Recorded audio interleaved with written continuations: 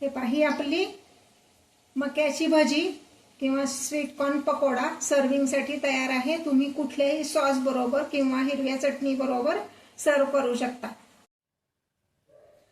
बाहेर धो-धो पाऊस पडतोय आणि आपण भजी खायची नाही, असं कसं चालेल? आज मी तुम्हाला एक वेगळ्या प्रकारची भजी सांगणार आहे। नमस्कार, आऊचा खाऊ या यूट्यूब चॅनलवर मी मेधा तुमच्या सगळ्यांचं मनापासून स्वागत करते। आज बाहेर धो-धो पाऊस पडत असताना एक वेगळ्या प्रकारची भजी, तो म्हणजे कॉर्न भजी किंवा कॉर्न पकोडा कसं करायचं ते मी तुम्हाला दाखवणार आहे। चला तर रेसिपी बघूया। आता ह्या भज्यांसाठी लागणारा कोरडा जो मसाला आहे तो आधी आपण मिक्सर मध्ये काढून घेऊ।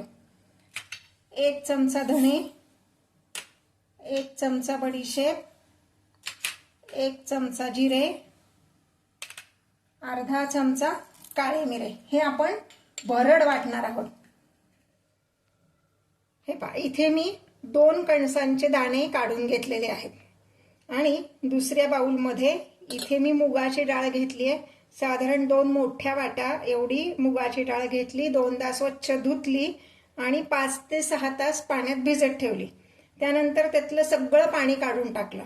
आता हे मी मिक्सर मध्ये काढून घेणार आहे। थोडी मुगाची डाळ आणि थोडे मक्याचे दाणे असं एकत्र मिक्सर मधनं काढायचं, म्हणजे ते व्यवस्थित मिक्स होतं। हे पहा, थोडेसे मक्याचे दाणे म्हणजे साधारण निम्मे म्हणा आणि थोडी मुगाची डाळ असं मी हे मिक्सर मध्ये काढून घेणार आहे। दोन्ही एकत्र वाटलं की त्याचं मिक्सिंग चांगलं होतं।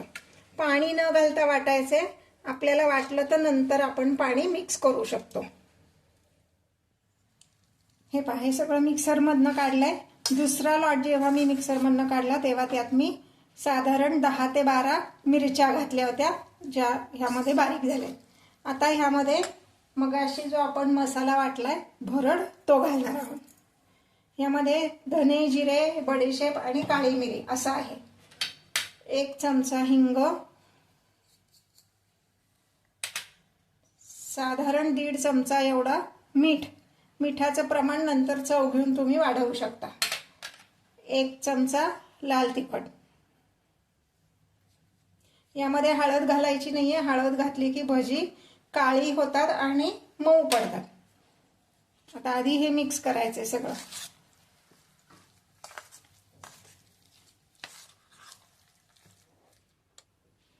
आता यामध्ये मी घालणार आहे बारीक चिरलेली कोथिंबीर 1 वाटी आणि 1 वाटी एवढा बारीक चिरलेला कांदा, म्हणजे 2 कांदे घ्यायचे बारीक चिरून, म्हणजे ते 1 वाटी होतं। आता हे पुन्हा सगळं मी मिक्स करणार आहे। एकीकडे मी तेल तापत ठेवलंय। तेल तापल्यानंतर आपण ही भजी तळणार आहोत।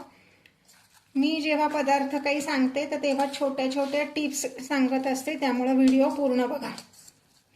महत्त्वाची टिप, यामध्ये आपण हळद घातलेली नाही। हळद घातल्यानंतर भजी काळी होतात आणि मऊ पडतात।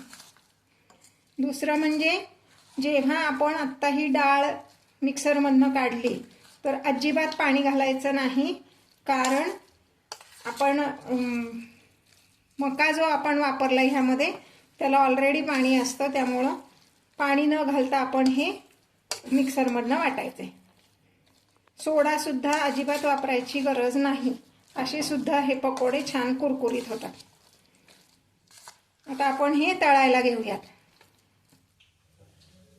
पुढची महत्त्वाची टिप, हे असं जेव्हा आपण पीठ सगळं तयार झालंय पण मकाला जरा जास्ती रसरशीत मका आहे आणि ह्याला पाणी सुटलंय असं जर वाटत असेल तर ह्यामध्ये आपण, म्हणजे हे करेक्ट करण्यासाठी साधारण अर्धी वाटी पोहे आपले जे असतात ते मिक्सर मधनं त्याची बारीक पूड करायची, कोरडेच घ्यायचे पोहे आणि ते पावडर ह्यामध्ये घालायची, म्हणजे त्यातलं जे एक्स्ट्राचं पाणी असतं ते सगळं शोषलं जातं, शिवाय भजी कुरकुरीत होतात।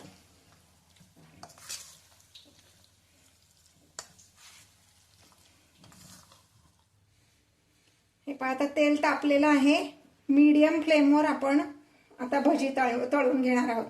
छोटी छोटी भजी घालायची, फार मोठी नाही घालायची।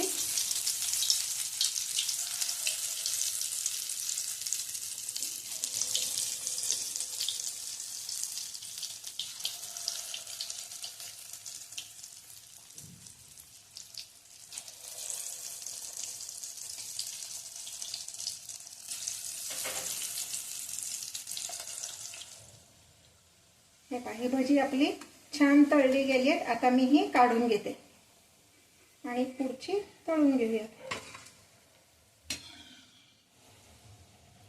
हे पहा, ही आपली मक्याची भजी किंवा स्वीट कॉर्न पकोडा सर्विंगसाठी तयार आहे. तुम्ही कुठल्याही सॉस बरोबर किंवा हिरव्या चटणी बरोबर सर्व करू शकता. 2-3 प्रकारचे सॉस आणि हिरवी चटणी असे सगळे व्हिडिओज आपल्या चॅनलवर आहेत, ते बघा आणि सॉस तुम्ही घरी तयार करा.